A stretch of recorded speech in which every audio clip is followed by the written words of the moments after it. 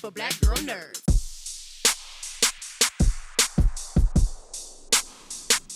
So let's get into it. So how do you pick your roles? Like, what draws you in? What makes you say that's the role that I want to go for? Or that's the role that I want to be a part of? I go where the universe calls me, to go. And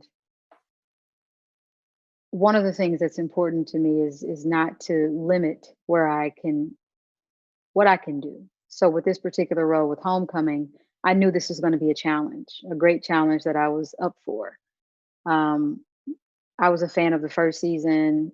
I was a fan of the podcast. I love the work that Julia Roberts had done, what Hong had done, what Stefan James had done. And I said, after I read these scripts, after I read season 2, if they bring over the things that I thought was special about the first season into season 2, it's a yes for me. And when I read the scripts, they exceeded my expectations. I think that this film is this series, we kind of shot it like a movie in a sense, but the series is such an outlier. I think that from the way they zoom in on the nuances and the details, to the score, the music score, to how complex the characters are, and like every time you think you're getting the truth, you're uncovering another lie. Like, this is such a mystery and a suspenseful show, a psychological thriller, in my opinion. And I didn't really get a chance to see us, as Black folks playing lead characters like this. Like, my character is an ex vet, and waking up in the middle of the boat with no memory, and you're going on this journey of self-discovery and trying to identify who you are, was the representation and the conversations around PTSD, around anxiety, around what it means to exist in a world that's full of lies. That was the representation that I wanted to highlight. Yeah, and I think it was when you see you in this role, I feel like you were putting us on notice. You know what I mean? Like, I've seen you play in other things. You have Hidden Figures. Of course, the resume goes on and on. But I feel like you said y'all weren't ready when this opened up. Like, I feel like, because it was so, like, just even the promo, because I can't get over the fact of, like you said, you being in the boat and like that sense of no control. There's no paddles on the boat or anything. No, and that was very real. I remember that day we shot me being on a boat. Like, I wasn't in a green screen room or in a puddle, and they put that together, like, literally in the middle of the lake, laying in a boat, having to have a camera over my face on another big boat. The way we went through those scenes, I was really nervous about it because I knew that was going to be the opening. Yeah. And so one of the things that I did was try to watch and research a lot of what it means to wake up with no memory of who you are. So I watched films like the Bourne Identity, Jason Bourne films. I watched Memento, which is one of my favorite movies, and I watched this film with Nicole Kidman called Before I Go to Sleep, where she wakes up every morning, if you haven't saw it, and she doesn't know who she is, and her husband has to remind her through these like sticky tabs, like, this is me, this is when we got married. And so and I tried to watch lots of YouTube videos on folks who dealt with amnesia and short-term, long-term memory loss. Right. So I noticed that red was kind of like tied the show together for me. When you watch it, there's a kind of a gray landscape. It's very stark. What does the color red do for you? What kind of feelings, or what does it bring out of you? I think as it pertains to Homecoming, red is that berry juice. It's all about the juice. And, I can't wait for people to see what happens, with the juice. But it also looks like blood. It also, just feels like a cleansing or a murder. Let me ask you, because Jackie, to me, like I said, felt very much a character that you would fit into. particularly in the promo when I heard you say, you need to do what you think, but you must protect yourself because nobody else will. Mm-hmm. And I feel like that's very true to this time period too, that we're living in a lot of ways similar. But for you, when was the moment for you, Janelle, that you realized that you had to live your truth? Because I find myself a lot of times asking for permission on things. And so I just kind of thought that would be like for this kind of time period that we're living into. How did you find that your voice and you were like, okay, listen, this is what it is? Because with your art, your style. Yeah, I mean, it's a process. It takes time. You have to be patient with yourself. You know, you just nobody can tell you when it's right for you to make those certain decisions. You'll know, and eventually, if it's long overdue, you will feel that. And some of us respond in those ways where you're like, okay, it's a lot of pent up energy there.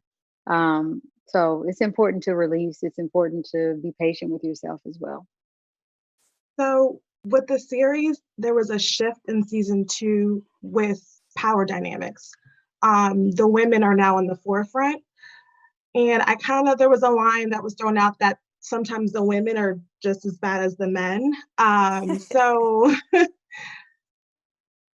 what was that like for you being part of something? And I mentioned it earlier about not just being a Black woman, but where women in this season were definitely pushed forward. Yeah, I think this series has a lot to say. A conversation about what it means to be amongst these giant men who have created the game. How do we play in it? How do you rise to the top without doing questionable things? Right. I think this series will question what's good, who's bad, what's bad. I think that given certain circumstances, if you found yourself in them, would you make those decisions? So I'm interested to hear the conversations or what you guys think about, having women, make certain choices that men have been making for a very long time and succeeding in. Especially in a system that needs to already be burnt down. We live in a patriarchal world. We didn't make the rules, they did. And we're just trying to win the game. So how do you do that without burning it all the way down? And if you can't burn it down during that moment,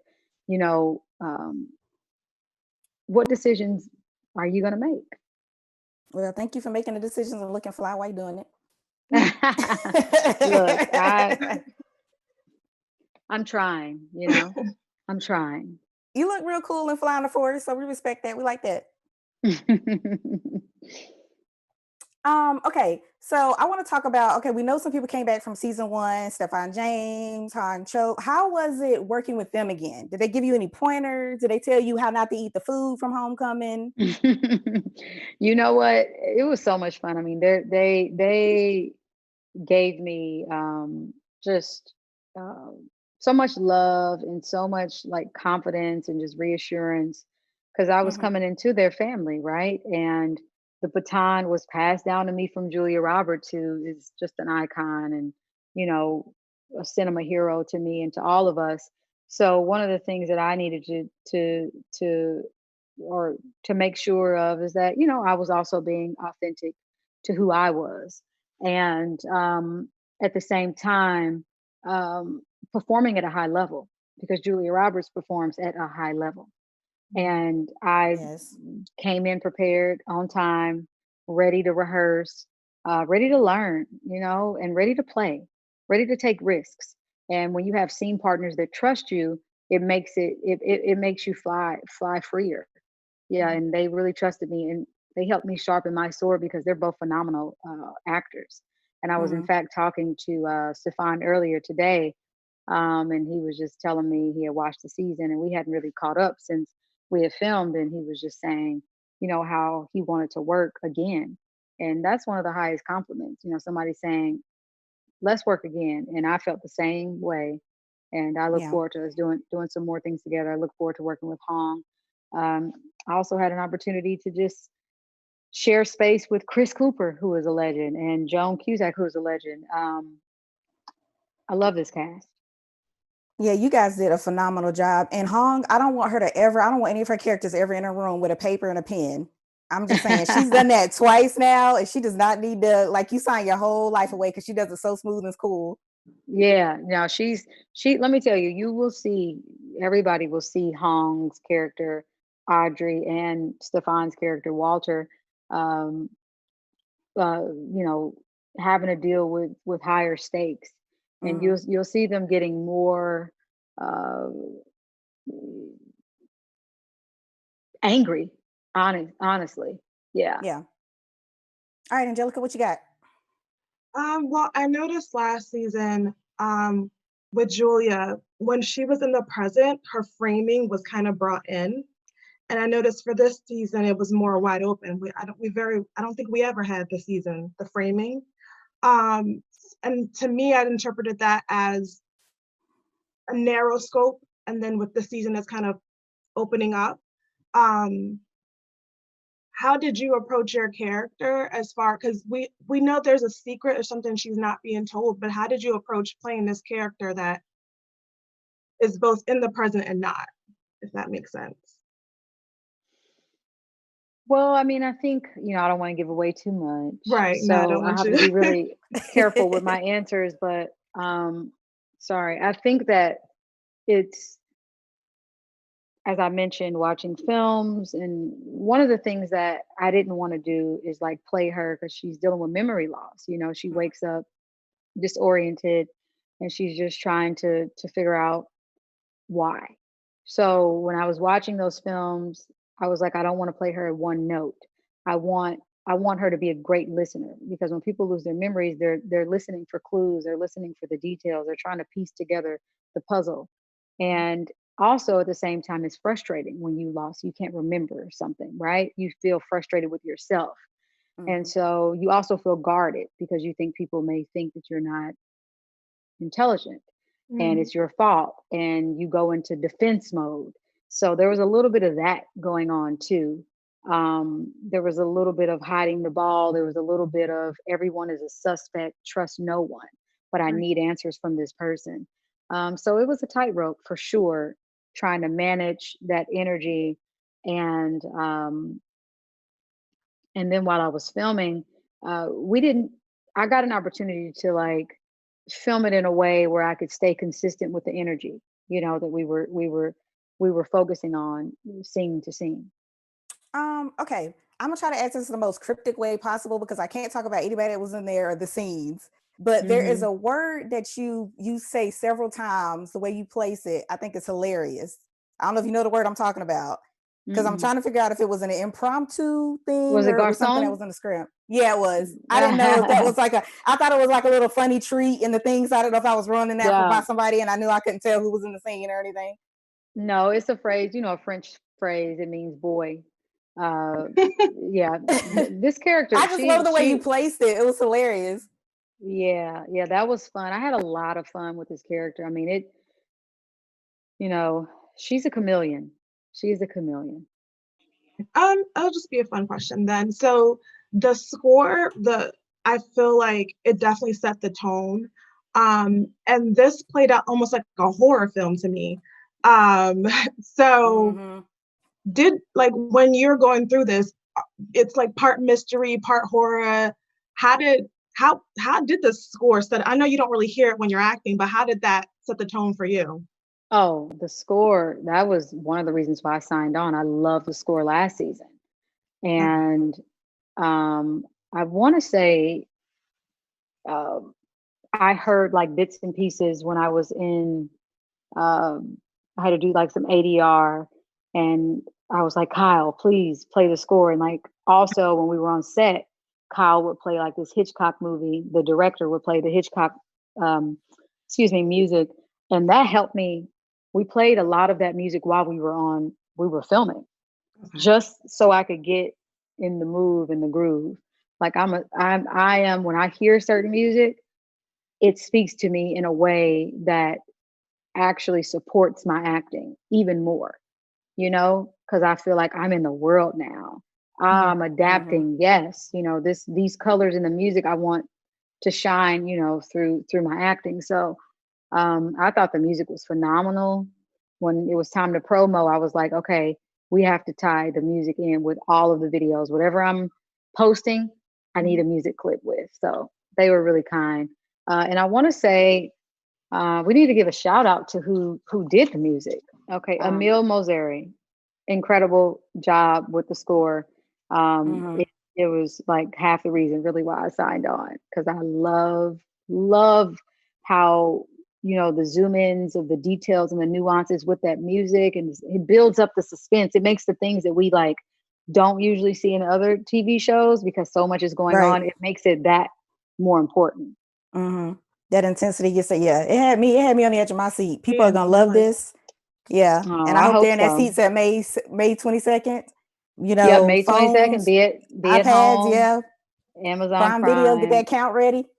Yes, pay that bill. Let's do it. Oh, okay. I want to wrap up. Now, I got to go into my inner Black girl nerds here. My favorite song of yours is Electric Lady. Okay. And in there, you say your spaceship is leaving at 10. So to me, I'm thinking either this is a superhero theme song, or you could be talking about a superhero. This is where I took it in my Black girl nerds fandom. Listen, so I want to know if you have a favorite superhero. Oh, were you going to tell me? No, you want to know if I have a favorite superhero? Yeah, superhero, villain, or if you ever want to play one. Of course. Yeah, I want a trilogy. That'd a be superhero dope. franchise trilogy. I am super interested in creating new characters, new worlds. I would love to play Storm, though. That's been my dream. Yeah. I would love to play Storm. But I think we have a lot of ideas on this side, and I'm also interested in talking if folks have fresh ideas around, realizing new superheroes. One of the things that's important to me is that I'm stretching outside of what people think I can do, and that I'm not getting caught up in doing same kinds of roles or doing the same kinds of songs or albums. Like, I'm just not interested in that. And I think we're, as somebody I consider myself a morpher. I morph into different pieces. And I want to access myself fully, and I just won't stop until I do that. So I'm interested in fantasy. I'm interested in drama. I'm interested in psychological thrillers. I'm interested in historical figures, comedies. I'm interested in highlighting superheroes. But my next film, Antebellum, that will come out this year, does highlight a superhero, a modern day superhero, and it was inspired by other Black women superheroes that we see and rub shoulders against every day. Right. Hey, well, see, I'm getting a wrap here. So, but I want to thank you so much, Janae, for wow, Janae, I'm getting tired. Janelle. Okay, you didn't forgot. Dang. I mean, you've been in quarantine I know that long. If I had tea, I would just pick it up right now, sip it, because I don't know what I was doing. I'm sorry, Janelle. Thank you so much. What's your name? What's your name again? What's your name again? Ryan. Yep. Thank you, Ryanne. Oh, she threw it back. Hold on. Thank you, Janelle. Thank you. Thank you so much. Angelica? Bye. Yes, Angelica. Talk to you guys soon. I love your site. Thank you for your support. You guys are amazing. Keep going. Thank you. Bye. Bye-bye.